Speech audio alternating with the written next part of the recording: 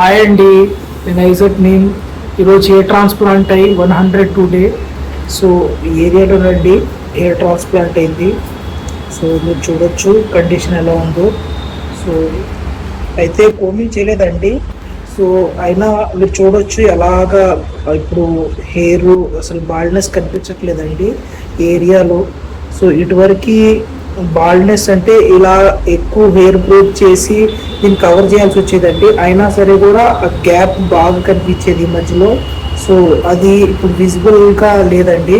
So ఇంకా hair growth అయ్యేసరికి 6 months సుమారుగా పట్టిద్దండి. సో ఇది కండిషను. సో మీరు బ్యాక్ సైడ్ చూడొచ్చు, బ్యాక్ సైడ్ కూడా డోనర్ ఏరియాలో అసలు ఏం బ్యాచెస్ ఏం లేవండి. సో కంప్లీట్గా హెయిర్ గ్రోత్ కనిపిస్తుంది.